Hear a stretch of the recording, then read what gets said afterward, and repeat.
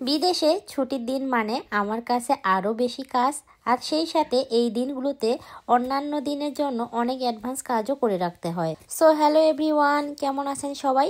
আমি প্রতিমা, কথা বলছি কানাডার মিল্টন শহর থেকে। তো যে বারে ব্লগটি শেয়ার করছি সেদিন ছিল আমার অফ ডে। আর সাধারণত অফ ডেগুলোতেই আমি ট্রাই করি নিজেদের পছন্দের কিছু রান্না বান্না আর সেই সাথে নিজেদের পছন্দের কিছু কাজ করতে। তো সেদিন সর্বপ্রথম কানাডাতে আসার পর খুব সাহস নিয়ে বানাতে এসেছি একটি নিরামিষ রেসিপি, যেটাকে অনেকেই কাশ্মীরি ধোকা বা ধোকা নামেই চিনে। আর এগুলো কিন্তু সম্পূর্ণ ময়দা দিয়েই তৈরি। তো তার জন্য ময়দা দিয়েই একটা ডো তৈরি করে এই কাশ্মীরি ধোকাগুলো কিন্তু আমি বানিয়েছি। তো সেই ভিডিও ক্লিপটি এই ভিডিওতে আমি শেয়ার করিনি, তবে আপনারা জানতে চাইলে অবশ্যই নেক্সট ভিডিওতে শেয়ার করব।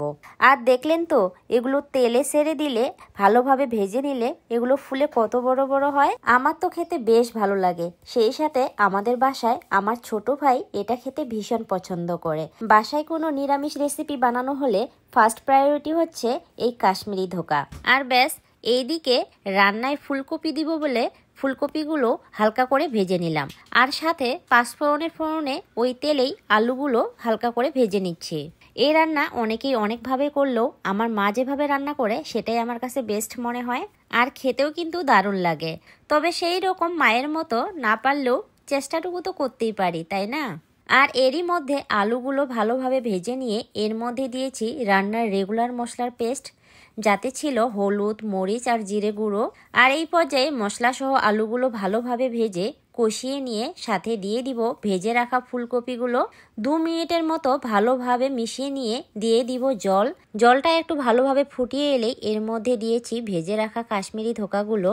আর এরপর বাস 10 মিনিটের মতো ভালোভাবে ফুটিয়ে নিয়ে গরম মশলা চারদিকে ছিটিয়ে দিলেই একদম রেডি আজকের আমাদের নিরামিষ কাশ্মীরি রেসিপি। তো এইদিকে নীল আর আমি খাওয়া দাওয়া শেষে বিকেলে বেরিয়েছি, যাচ্ছি বাজারে। তো বললাম না, ছুটির দিন মানেই হাজারটা কাজ। এই দিনে রান্না বান্না, সাথে কাপড় ধোয়া, প্লাস বাসা ক্লিন তো আছেই, সেই সাথে বাজারটাও কিন্তু করে রাখতে হয়। তবে মাছ বা মাংস আজকে সেগুলো না নিলেও চলবে, তবে যেটা লাগবে সেটা হচ্ছে রেগুলার খাওয়ার জন্য দুধ আর সাথে ডিম। আর সেগুলো কেনার জন্য আমাদের কিন্তু প্রতি সপ্তাহেই বাসার পাশের এই ওয়ালমার্টেই আসতে হয়। তো এদিকে আমার দুধ আর ডিম দুটোই কেনা শেষ। আর দেখতে দেখতে এদিকে দেখতে পেলাম এখানে কিন্তু আমের গুঁড়াও পাওয়া যায়, যার এক প্যাকেটের দাম ছিল কানাডিয়ান ডলারে $2.27, যা বাংলাদেশি টাকায় আসে অলমোস্ট 200 টাকার মতো। আর এইদিকে শাকের মধ্যে নিয়েছি পছন্দের পালং শাক, আর সেই সাথে দেখে শুনে নিলাম একটা ভালো দেখে লাউ। আর ক্যাপসিকাম খেতে আমার বেশ ভালো লাগে, তাই সাথে কয়েকটা ক্যাপসিকাম আর লেবু নিয়ে সোজা রওনা দিলাম বাসার উদ্দেশ্যে।